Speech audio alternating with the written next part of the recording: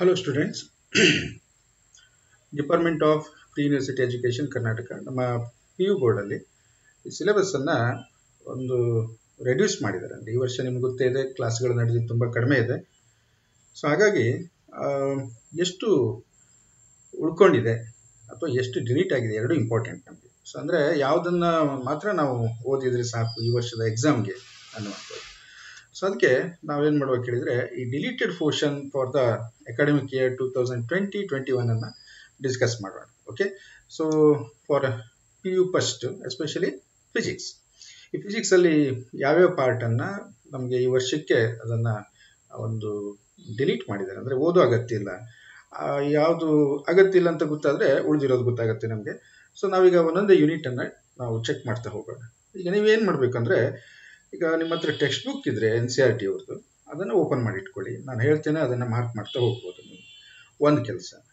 So ಇನ್ನೊಂದು, ಕೆಲವೊಮ್ಮೆ ಒಂದು ಬೇರೆ ಆಥರ್ ಬರೆದಿರುವಂತ ಬುಕ್ಸ್ಗಳು ನಿಮ್ಮ ಹತ್ರ ಇದ್ರೂ ಕೂಡ ಹೆಡ್ಡಿಂಗ್ ಸೇಮ್ ಇರುತ್ತೆ, ಅದನ್ನು ಕೂಡ ಓಕೆ. ಇನ್ನು NCERT ಇಲ್ಲ ಅಂದ್ರೆ ಅದನ್ನ ಇಟ್ಕೋಬಹುದು.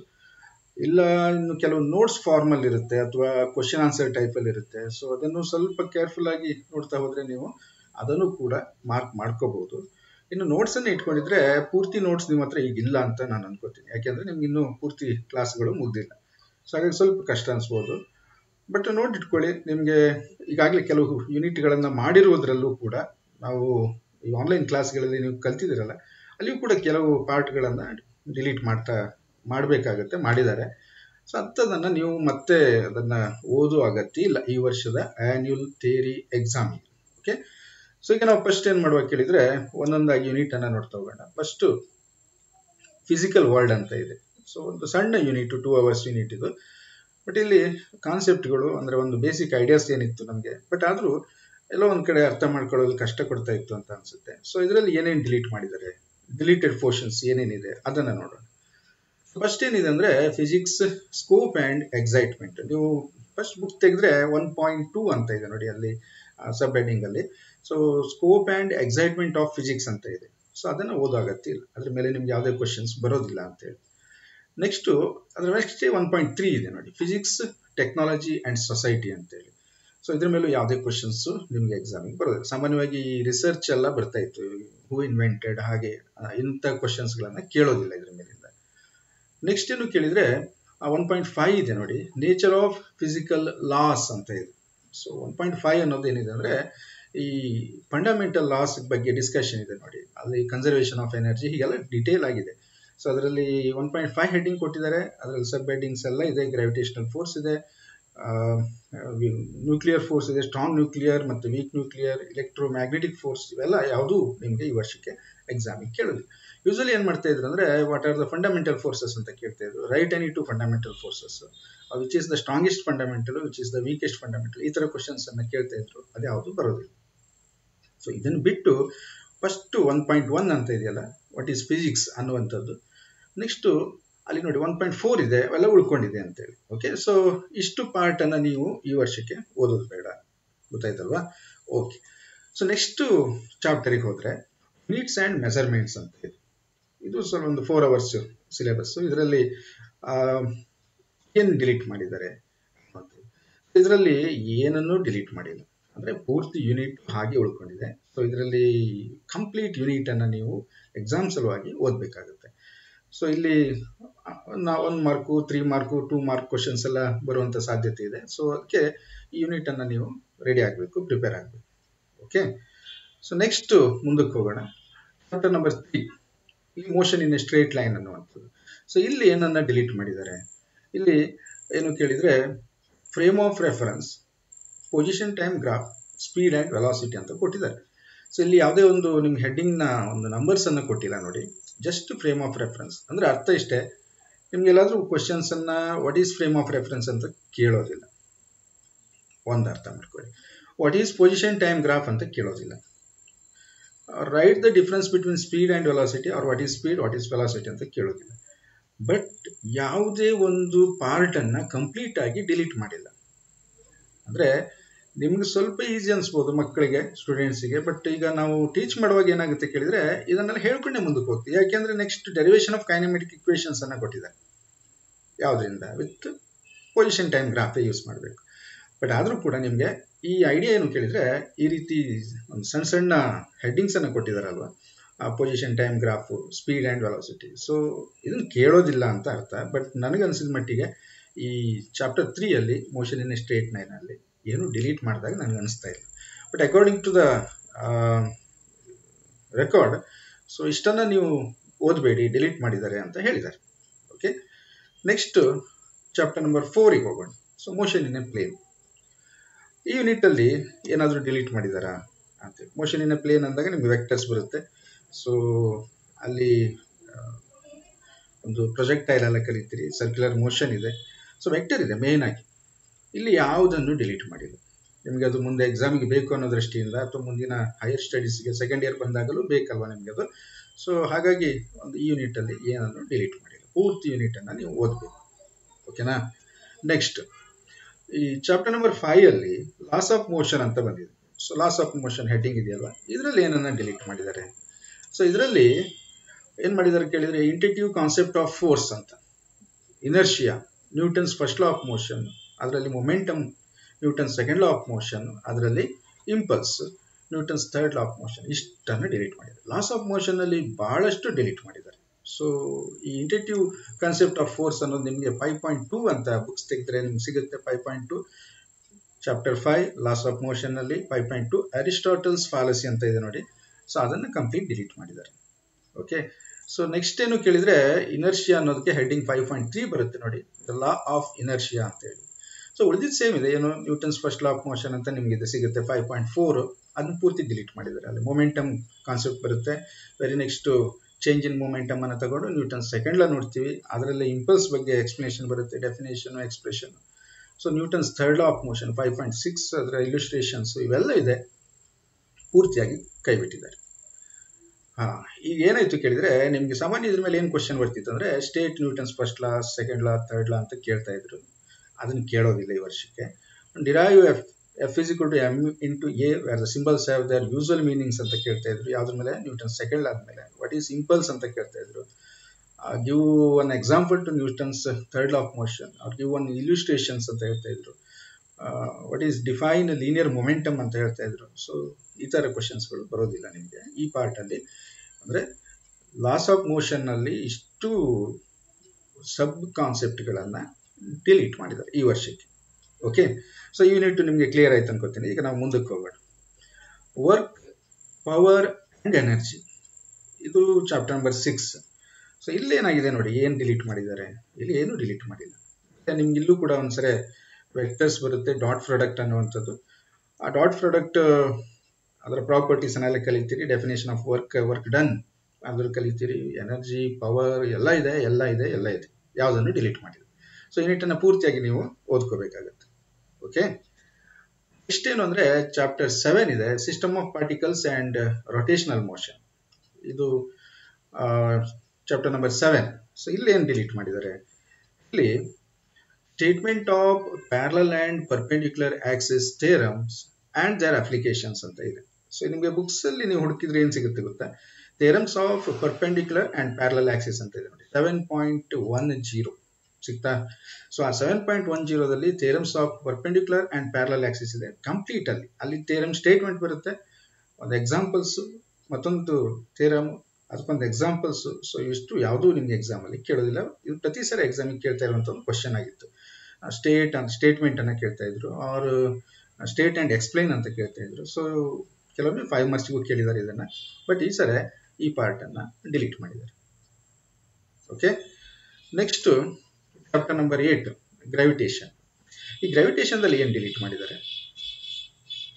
ಸೊ ಗ್ರಾವಿಟೇಷನ್ದಲ್ಲಿ Kepler's law of planetary motion ಇದನ್ನು ಡಿಲೀಟ್ ಮಾಡಿದ್ದಾರೆ. ಸಾಮಾನ್ಯವಾಗಿ state Kepler's law of planetary motion ಅಂತ ನಾವು ಎಕ್ಸಾಮಲ್ಲಿ 3 ಮಾರ್ಕ್ಸ್ಗೆಲ್ಲ ಕ್ವಶನ್ಸ್ ಕೇಳ್ತಾ ಇದ್ವಿ. ಸ್ಟೇಟ್ ಆ್ಯಂಡ್ ಎಕ್ಸ್ಪ್ಲೈನ್ ಅಂತ ಕೇಳ್ತಾ ಇದ್ವಿ. State and explain first law or second law, law of orbit, ಹೀಗೆ ಕೇಳ್ತಾ ಇದ್ವಿ ನಾವು. ಆಮೇಲೆ ಎಕ್ಸಲರೇಷನ್ ಡ್ಯೂ ಟು ಗ್ರಾವಿಟಿಯನ್ನು ಡಿಲೀಟ್ ಮಾಡಿದ್ದಾರೆ 8.5, ಅದೊಂದು ಡೆರಿವೇಷನ್. ಸೊ ಆ್ಯಕ್ಚುಲಿ ನೀವು ಬುಕ್ಸಲ್ಲಿ ನೋಡ್ಲಿಕ್ಕೆ ಹೋದರೆ ಹೆಡ್ಡಿಂಗ್ ಸಿಗುತ್ತೆ ನಿಮಗೆ 8.2ಗೆ ಕೆಪ್ಲರ್ಸ್ ಲಾಸ್ ಅಂತ ಇದೆ. 8.2 ಇಂದ ಹಾಗೆ 8.3 ಬರೋವರೆಗೂ ನೀವು ಮಾರ್ಕ್ ಮಾಡ್ಕೊಳ್ಳಿ, ಅದನ್ನು ಎಕ್ಸಾಮ್ಗೆ ಕೇಳೋದಿಲ್ಲ. ನೆಕ್ಸ್ಟು 8.5 ಅನ್ನೋದೇನಿದೆ, acceleration due to gravity of the earth ಅಂತ ಇದೆ ನೋಡಿ. ನಾನು ಯಾಕೆ ಇದನ್ನು ಹೇಳ್ತಾ ಇದ್ದೇನೆ ಅಂದರೆ ನಿಮಗೆ ಈ ಏನು ನಮಗೆ ಬಂದಿರುವ ಮಾಹಿತಿಗೂ ನಮ್ಮ ಟೆಕ್ಸ್ಟ್ ಬುಕ್ಗೂ ಮ್ಯಾಚ್ ಆಗದೆ ಇದ್ದಾಗ ನೀವು ಕನ್ಫ್ಯೂಸ್ ಮಾಡ್ಕೊಳ್ಳೋ ಚಾನ್ಸಸ್ ಇರುತ್ತೆ. ಇದು ಉಂಟೇನೋ ಇದು ಇಲ್ಲೇನೋ ಅಂತೇಳಿ ಎರಡೂ ಲಾಸ್ ಆಗುತ್ತೆ ನಿಮಗೆ. ಇದು ಇಲ್ಲದೆ ಇರೋದನ್ನು ಓದ್ಕೊಳ್ಳೋದ್ರಿಂದ ನಿಮ್ಮ ಎನರ್ಜಿ ವೇಸ್ಟ್ ಆದರೆ ಒಂದು ಕಡೆಗೆ, ಎನರ್ಜಿ ವೇಸ್ಟ್ ಅಂತ ಅಲ್ಲ, ಬಟ್ ಈಗ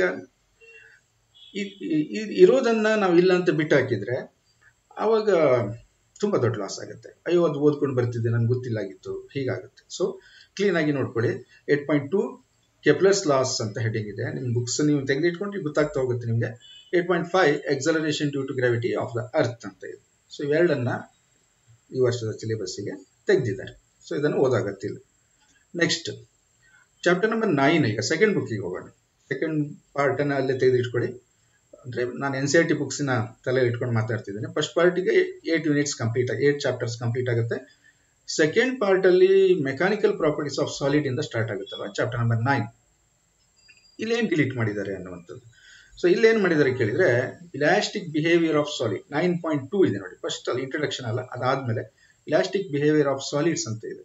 ಸೊ ಅದ್ರ ಬಗ್ಗೆ ಸ್ಟಡಿ ಮಾಡೋದು ಬೇಡ, ಅದ್ರ ಮೇಲೆ ಏನು ಕ್ವಶನ್ಸ್ ಕೇಳೋದಿಲ್ಲ. ಅದಾದಮೇಲೆ ಕರೆಕ್ಟಾಗಿ ನಂಬರ್ ನೋಡಿ, 9.6.3 ಅಂತ ಇದೆ.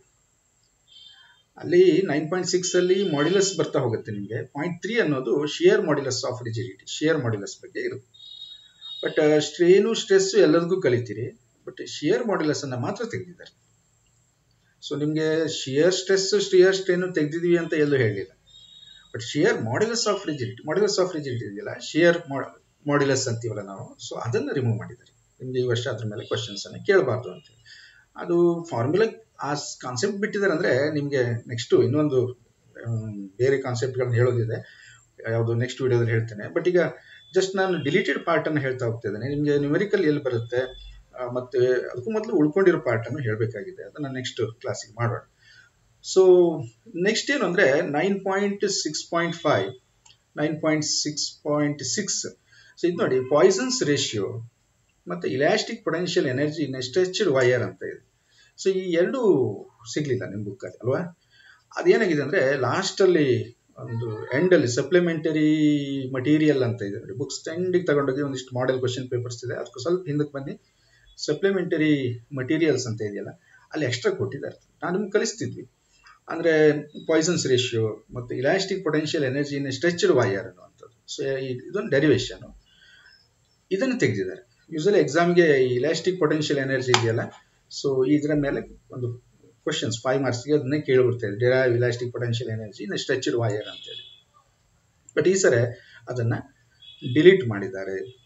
ಓಕೆ, ಸೊ ಯೂನಿಟ್ ಕ್ಲಿಯರ್ ಆಯ್ತಲ್ವ. ಈಗ ನೆಕ್ಸ್ಟ್ ಯೂನಿಟ್ಗೆ ಹೋಗೋಣ. Mechanical properties of fluid. So mechanical properties of fluid ಅಲ್ಲಿ ಏನನ್ನು ಡಿಲೀಟ್ ಮಾಡಿದ್ದಾರೆ, ಏನನ್ನು ಡಿಲೀಟ್ ಮಾಡಿಲ್ಲ. ಸೊ ಈ ಯೂನಿಟು ಅದು ಸಣ್ಣ ಯೂನಿಟ್ ಅಂತ ಅನಿಸ್ಬೋದು, ಬಟ್ ಇದು ಲೆಂದಿ ಯೂನಿಟ್, ತುಂಬ ಕಾನ್ಸೆಪ್ಟ್ಗಳಿವೆ. ಸೊ ಎಲ್ಲವೂ ಈ ವರ್ಷ ಹಾಗೆ ಉಳ್ಕೊಂಡಿದೆ, ಅದರಲ್ಲಿ ಯಾವುದನ್ನು ಡಿಲೀಟ್ ಮಾಡಿಲ್ಲ. ನೀವು ಅದನ್ನೆಲ್ಲವನ್ನು ಓದಬೇಕಾಗುತ್ತೆ. Mechanical properties of fluid. Chapter number 11ಗೆ ಹೋದರೆ thermal properties of matter heading ಅಲ್ವಾ. ಇದರಲ್ಲಿ ಏನನ್ನ ಡಿಲೀಟ್ ಮಾಡಿದ್ದಾರೆ. ಸೊ ಡಿಲೀಟೆಡ್ ಪೋರ್ಷನ್ ಏನು ಕೇಳಿದರೆ ಹೀಟ್ ಆ್ಯಂಡ್ ಟೆಂಪ್ರೇಚರ್ 11.2 ಇದೆ ನೋಡಿ ಹೆಡ್ಡಿಂಗ್ಸ್ ಅಲ್ಲಿ. ಸೊ ಅಲ್ಲಿ ಬುಕ್ಕಲ್ಲಿ ಟೆಂಪ್ರೇಚರ್ ಆ್ಯಂಡ್ ಹೀಟ್ ಅಂತ ಇದೆ. ಸೊ ಇದು ಹೀಟ್ ಆ್ಯಂಡ್ ಟೆಂಪ್ರೇಚರ್. ಮತ್ತೆ ನೆಕ್ಸ್ಟ್ ಏನು ಕೇಳಿದರೆ ಈ heat transfer, different mode of heat transfer ಇದೆಯಲ್ಲ, 3 ಇದೆ: conduction, convection and radiation. So usually conduction ಅಂತ ಬಂದಾಗ ಕಂಡಕ್ಟಿವಿಟಿ, ಥರ್ಮಲ್ ಕಂಡಕ್ಟಿವಿಟಿ ಮಾತಾಡ್ತಿದ್ವಿ, ಕನ್ವೆಕ್ಷನ್ ಇದೆ, ರೇಡಿಯೇಷನ್ ಇದೆ. ಸೊ ಈ ಪಾರ್ಟ್ಗಳನ್ನು ರಿಮೂವ್ ಮಾಡಿದ್ದಾರೆ. Okay, so thermal properties of matter ಅಲ್ಲಿ ಇಷ್ಟು ಭಾಗವನ್ನು ಡಿಲೀಟ್ ಮಾಡಿದ್ದಾರೆ. ಬುಕ್ಸ್ ಅಲ್ಲಿ ಸೀದಾ ಸಿಗುತ್ತೆ ನಿಮಗೆ, ಎಲ್ಲ ಹೆಡ್ಡಿಂಗ್ಸ್ ಸಿಗುತ್ತೆ. ಸಿಗದೆ ಇರೋದನ್ನ ನಾನು ಯಾವ ತರ ಇದೆ ಅಂತಲೂ ಕೂಡ ಹೇಳ್ತಾ ಬಂದಿದ್ದೀನಿ. ಸೊ ಇಷ್ಟು ಪಾರ್ಟ್ ಅನ್ನ ಡಿಲೀಟ್ ಮಾಡಿದ್ದಾರೆ. Okay, so next chapter number 12 thermodynamics. ಈ ಥರ್ಮೋಡೈನಮಿಕ್ಸ್ ಅಲ್ಲಿ ಏನು ಡಿಲೀಟ್ ಮಾಡಿದ್ದಾರೆ. ಸೊ ಅಲ್ಲಿ 12.9 ಅಂತ ಇದೆ ನೋಡಿ, ಹೀಟ್ ಎಂಜಿನ್ ಅಂತ ಇದೆ. ಸೊ ಹೀಟ್ ಎಂಜಿನ್ ಅನ್ನುವಂಥದ್ದು 12.9 ನಿಮಗೆ ಹೆಚ್ಚಿಗೆ ಸಿಗುತ್ತೆ. 12.9 ಹೀಟ್ ಎಂಜಿನ್ ಅಂತ ಇದೆಯಲ್ಲ, ಆ ಪಾರ್ಟ್ ಅನ್ನ ಈ ವರ್ಷ ಕೈ ಬಿಟ್ಟಿದ್ದಾರೆ, ಇಸ್ ಡಿಲೀಟೆಡ್. ಅಂಡ್ 12.10 ಇದೆಯಲ್ಲ, ಇಲ್ಲಿ ರೆಫ್ರಿಜರೇಟರ್ ಅಂತ ಕೊಟ್ಟಿದ್ದಾರೆ ನಮ್ಮ ಅವರು ಆರ್ಡರ್ಲಿ. ಬಟ್ ಅದ್ರ ಜೊತೆಗೆ ಹೀಟ್ ಪಂಪ್ಸ್ ಕೂಡ ಇರುತ್ತೆ. ಸೊ ಒನ್ ಆ್ಯಂಡ್ ಸೇಮ್, ಒಂದು ರಿವರ್ಸ್ ಪ್ರೋಸೆಸ್ ಅಲ್ವಾ, ಒಂದಕ್ಕೊಂದು ರಿವರ್ಸ್. ಸೊ ರೆಫ್ರಿಜರೇಟರ್ ಮತ್ತು ಹೀಟ್ ಪಂಪ್ಸ್ ಎರಡೂ ಅಂದರೆ ಆ ಹೆಡಿಂಗ್ ಕೊಟ್ಟಿದ್ದಾರೆ 12.10 ಕೊಟ್ಟಿದ್ದಾರೆ ಅಂದರೆ ಅದರಲ್ಲಿ ಬರುವಂಥ ಎಲ್ಲ ಪಾರ್ಟು ಈ ಸಾರಿ ನಿಮಗೆ ಎಕ್ಸಾಮ್ಗೆ ಕೇಳೋದಿಲ್ಲ ಅಂತಲೇ ಅರ್ಥ. ಈಗ ನಾವು ಡಿಸ್ಕಸ್ ಮಾಡ್ತಾ ಇರೋದು ಡಿಲೀಟೆಡ್ ಪಾರ್ಟ್, ಹಾಗಾಗಿ ಸೊ ಈ ಪಾರ್ಟನ್ನು ಕೂಡ ಡಿಲೀಟ್ ಮಾಡಿದ್ದಾರೆ.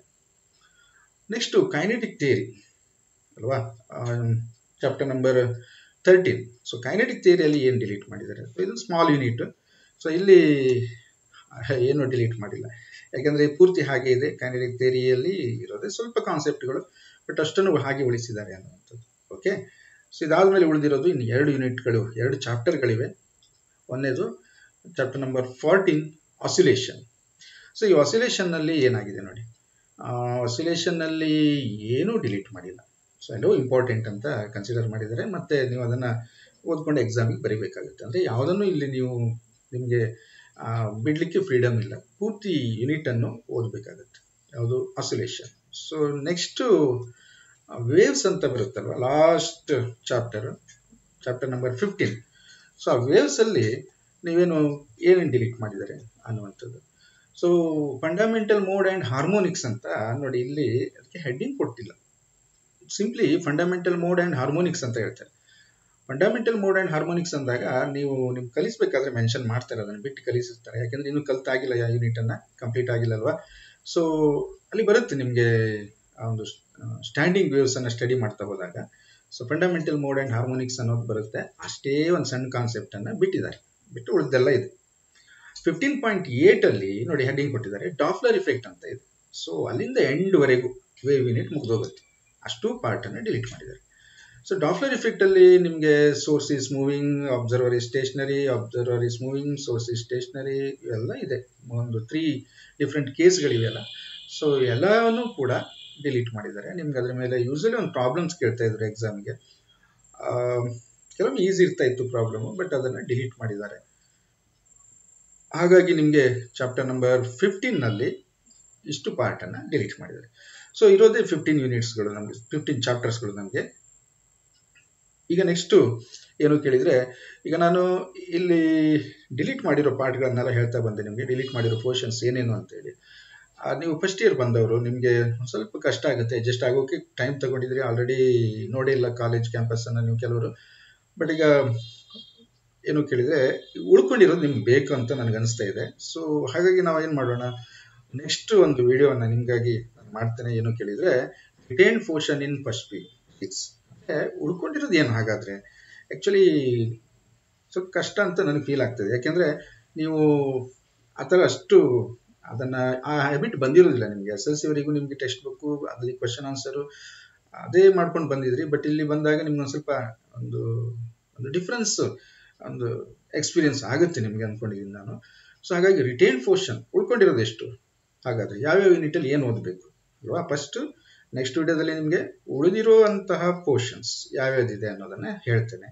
ಅದಾದಮೇಲೆ ಸಮ್ ಇಂಪಾರ್ಟೆಂಟ್ ಯಾವ ಥರ ಕ್ವಶನ್ಸ್ ಬರುತ್ತೆ, ಅಂದರೆ ಡೆರಿವೇಷನ್ ಕೇಳಿದ್ರೆ ಯಾವುದ್ರ ಮೇಲೆ ಕೇಳ್ಬೋದು, 5 ಮಾರ್ಕ್ಸಿಗೆ ಯಾವ್ದು ಬರುತ್ತೆ, 1 ಮಾರ್ಕಿಂದ ಯಾವ ಥರ ಕೇಳ್ಬೋದು, ಒಂದು ಸ್ವಲ್ಪ ನಮ್ಗೆ ಗೊತ್ತಿರೋ ನಾಲೆಜನ್ನು ಉಪಯೋಗಿಸ್ಕೊಂಡು ನಾನೊಂದಿಷ್ಟು ನಿಮಗೆ ಐಡಿಯಾಗಳನ್ನು ಕೊಡ್ತೇನೆ. ಸೊ ನಿಮಗೆ ಈ ಇಷ್ಟೊತ್ತು ಎಕ್ಸ್ಪ್ಲೇನ್ ಮಾಡಿರೋದ್ರಲ್ಲಿ still if you have any confusion, means the units which are deleted portions which are not clear, okay, so you can comment in the comment box, or already I had given numbers in some video, so you can message me also. ನಿಮ್ಗೆ ಏನು ಒಂದು help ಬೇಕು ಅಂದರೆ ಹೇಳಿ, ನಾನು next ವಿಡಿಯೋದಲ್ಲಿ ಅದನ್ನು ಸೇರಿಸ್ಕೊಂಡು ನಾನು ಅದನ್ನು ಮಾಡ್ತೇನೆ. ಓಕೆ, ಈ ಪಾರ್ಟನ್ನು ಇಲ್ಲಿಗೆ ಕಂಪ್ಲೀಟ್ ಮಾಡೋಣ. Thank you for watching.